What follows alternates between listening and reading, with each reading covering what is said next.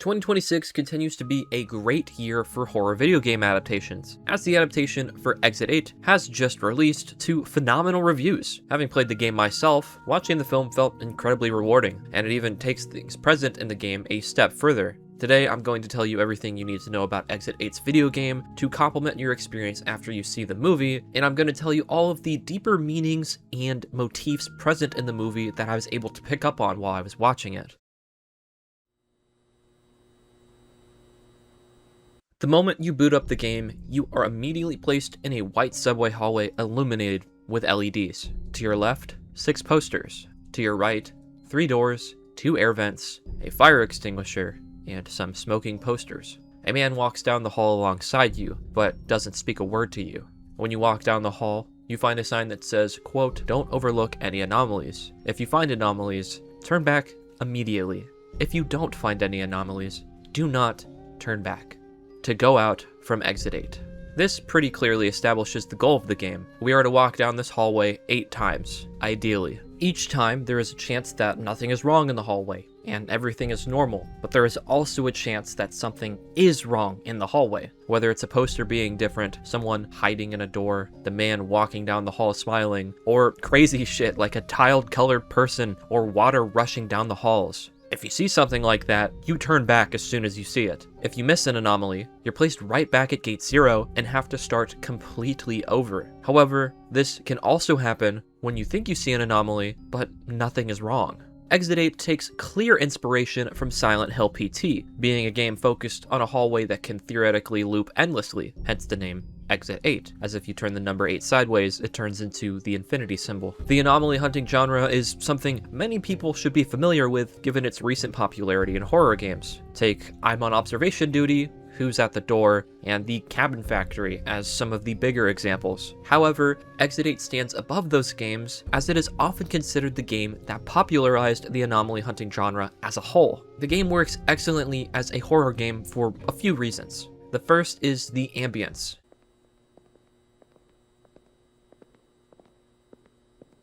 It's quiet. All you can hear is the sounds of your walking, the man's footsteps, and the intense humming of the lights above you. It's this bland soundscape that makes doors opening and closing, and the ever so familiar lights turning off very terrifying.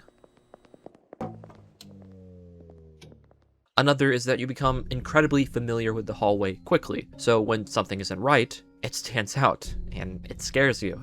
Of course, bigger things will scare you, like something running at you, but it's the little things like door handles not being where they should be, or the smile of a man who typically never shows any facial expressions, that can be very frightening. It's an interesting approach on spaces that become familiar, or are liminal, to use more popular terms, that become unsettling with just the slightest change of details or lack thereof details. Which, speaking of the thing that really elevates the horror to another level, is the paranoia it instills in its players. There were a lot of times when playing Exit 8 that I thought everything was perfect, but then I turned to that corner, noticing I was back at Exit 0, meaning something in the room was not how I remembered it, and I didn't even notice it. Over time, the more I found myself at Exit 0 again, the more I began to really look at these small details of the hallway. At first, I felt this was helping me become more familiar with the space and details and intricacies of it. I was so confident, in fact, that when I saw something I didn't remember, I turned around. Surely it shouldn't have been there, only to find myself back at Exit 0, meaning that detail that I thought was wrong had been there the entire time. This gradually made it to where when I saw things, I began to severely doubt if they were actually there before. Was this poster like this? Did these doors always have these characters on them? Were the lights always this bright? Everything that originally seemed mundane became something to overanalyze. Exit 8 makes the player begin to doubt their own eyes and mind. It is a very scary feeling that I don't think I've ever quite felt in a game before, to have this much doubt on my own self. Now, while the game can easily frighten you, it is also shrouded in a deep layer of mystery. Who is this person we play as? How did they get stuck in this infinite loop? Why do they seem so unbothered by all of the unnatural occurrences in it? Who is this lady in the door? Who are these 2 men? There are a bunch of different interpretations to Exit 8's game that we can walk away from. My takeaway was the game clearly takes place in Japan, and likely in Tokyo. It's very possible that all of these anomalies are actually just hallucinations from a sleep-deprived and overworked Japanese businessman. We can assume this given one of the only other people we see is a businessman, and two people that show up as anomalies are men in suits. Another thing that I picked up on was that maybe this is some fucked up experiment. We are clearly being watched, given the 3 security cameras in the hallway, and the poster makes it very clear they are actively being observed. What if someone is trying to do experiments on people to test their reactions, or what they would do when placed in a scenario like this? This is possibly backed up by the fact that after you've successfully noticed an anomaly, it is removed from Exit 8, and it cannot be encountered again, as if you are being rewarded for your perception. Outside of what I think, the most popular theory I've seen is that given the hallway seems to loop infinitely, and the fucked up things our protagonist encounters, that this is some form of purgatory or hell. This is reinforced by the ending of the game, where you exit and go into the light, hearing children laughing and other natural sounds, and it thanks you for using the passageway, which could be a passageway through to the afterlife. Outside of this, there isn't a lot to go off of, actually. Unlike Iron Lung, which doesn't tell you everything, but gives you enough information to fill in the gaps yourself, Exit 8 is clearly meant to be more of an experience rather than something with narrative weight. And that is exactly why this game getting its own movie is so interesting. So, what does the movie have to add to the game, and will it answer some of our questions?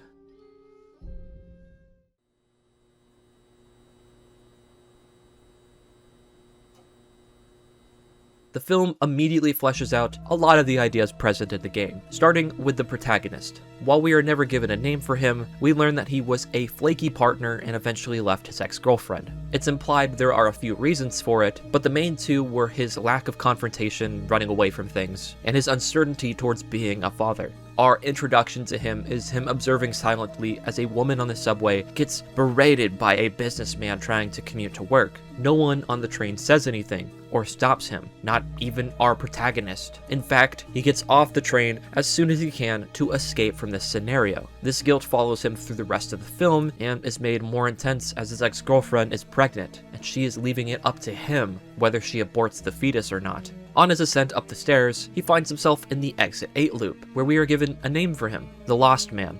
Before his name fully spells itself out, it says the word test. This right here explains a lot of what the intent of this Exit 8 reality is. By that I mean it exists as a way to test those that happen to walk into it. While he's obviously lost given he's now stuck in what appears to be an entirely different reality, he is also lost because of the decision his ex-girlfriend has given him, to keep the child and come back to her or to leave. Throughout the runtime of the film, the Exit 8 hallway constantly tests his resolve, whether it's hearing babies cry that he can't help, viewing himself from the outside where he didn't defend the woman on the subway, or being confronted by his literal future child. All it does is test him to answer the question of whether he can be a father or not, and whether he will run away in the future when he sees somebody needs help. The recreation of the Exit 8 hallway is pretty flawless, looking nearly identical to the game. In fact, almost every anomaly from the game is present in the movie, making it super rewarding to those that have played the game, as they'll be able to recognize things that are wrong very quickly. However, there are two details in the movie that are noticeably different from the game. The first involves one of the posters. In the game, it was just a poster for what seemed like a supermarket ad. But in the movie, it's a poster for an infinity symbol with the text, Moritz Escher.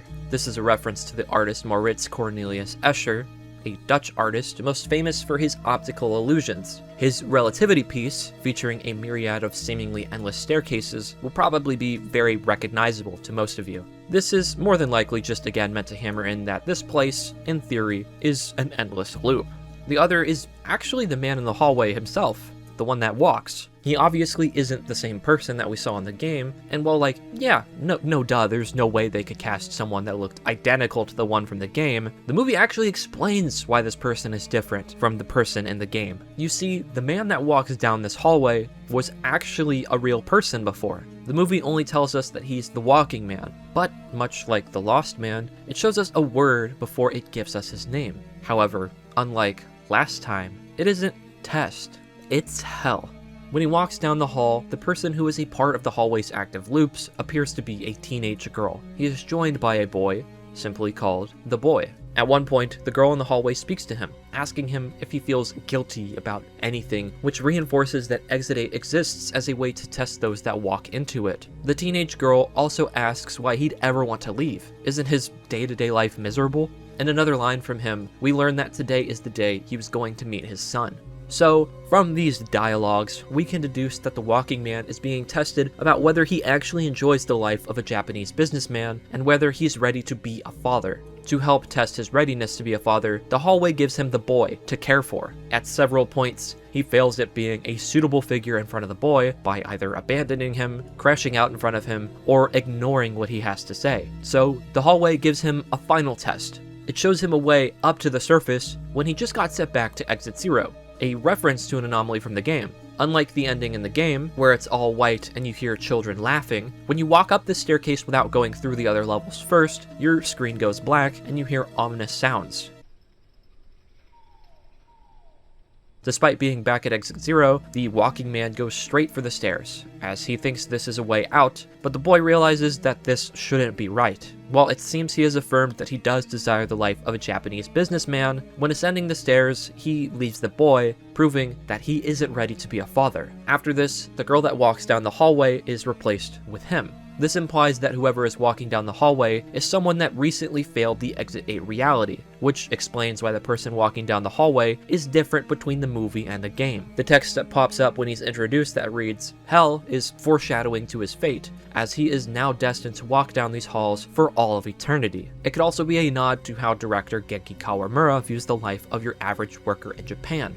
Hell, but more on that later. The last character we need to talk about is the boy, who is later revealed to be the son of our protagonist. And he isn't a trick created by Exit 8. He is real. He's not an anomaly. This implies that, much like other liminal spaces in video games and media like the Backrooms, time does not flow linearly here. It seems in the distant future, the boy is running through the subway away from his mom, and then finds himself in the Exit 8 reality. His test is to tackle his guilt he feels for pulling pranks and running from his mom. At the current point in time, our protagonist, the lost man, seems to be leaning towards not being a father. So the boy does not know who he is because he comes from a future where his ex-girlfriend becomes a single mom. I've seen many people suggest this movie is very anti-abortion, but I don't think this is the case since this child comes from a reality where the lost man is absent. This implies that no matter what decision he makes, the protagonist's ex-girlfriend will go through with having that child, and the decision he is actually faced with is whether he will be there for her or run away.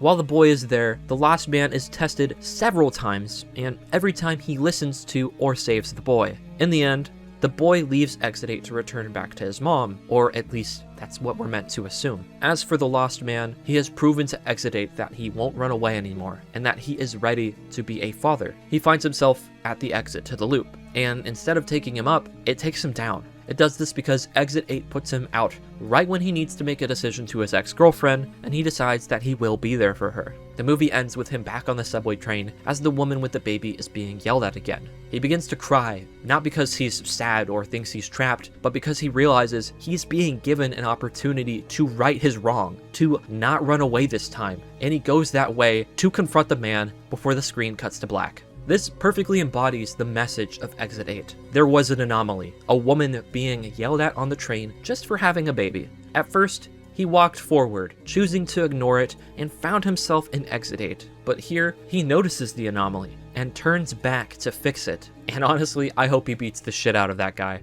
In the end, the lost man is no longer lost.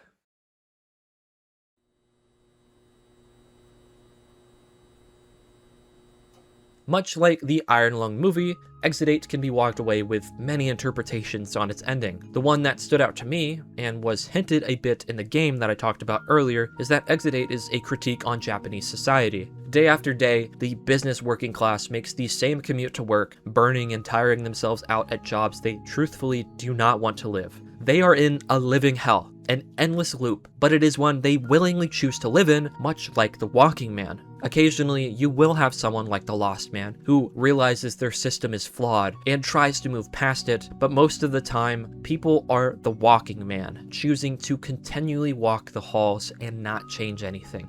Another part of Japanese society is, of course, their subway trains. as trains are the premier way of travel in Japan. On those trains, everyone is on their phones, and I'm not kidding. You can look up videos and find every person on a train car is on their phone. No one wants to interact with and talk to each other. But what's worse is that what happened to the lady with the baby in exit 8 is probably an often occurrence. People stand idly by watching injustices on the subway because it doesn't involve or concern them. Exit 8 is a piece meant to make your average Japanese citizen reevaluate their working class system and to potentially get people to stand up for each other when they see injustices or anomalies happen. An interpretation I saw that I enjoyed a lot comes from Asha Barden through their Eye of a Journalist blog, where they talk about potential Buddhist inspirations in Exit 8. You see, in Buddhism, the number 8 is incredibly important as it typically refers to the Eightfold Path. This is a list of actions a person is meant to complete so they can reach enlightenment and escape the cycle of samsara to reach nirvana. Samsara is a cycle of birth, death, and rebirth in Buddhism that a soul cycles through. By looking inward on oneself and performing the right actions on the Eightfold Path, these being right understanding, right thought, right speech, right action, right livelihood, right effort, right mindfulness, and right concentration, the cycle can be broken, and a person can achieve true enlightenment, freedom, and peace. Asha Barden suggests that Exit 8 is a Buddhist hell called Naraka, but these aren't what you might be thinking, like the Christian version of hell, where there's demons and Satan and such. In Buddhist hells, their goal is to teach people and to right their wrongs, so that they can learn and grow from it. This would fit the bill perfectly, as this space seems to exist solely as a learning opportunity for the lost man and others that wander into it to reflect inwards on themselves. What are they guilty about? What do they wish they could do? Who are they? Once they've found these answers that they're looking for, they can leave the loop and are enlightened. However, if they don't learn from their experiences here, they are punished like the Walking Man. I think it's amazing how this movie built so much off of the game and also manages to make you recontextualize the game itself. The two businessmen and the girl watching from the door are the things the protagonist of this game is feeling guilty or being tested about. It stands above many video game adaptations as something truly great. What do you think Exit 8 is about? Let me know in the comments below, and I will see you guys in the next one.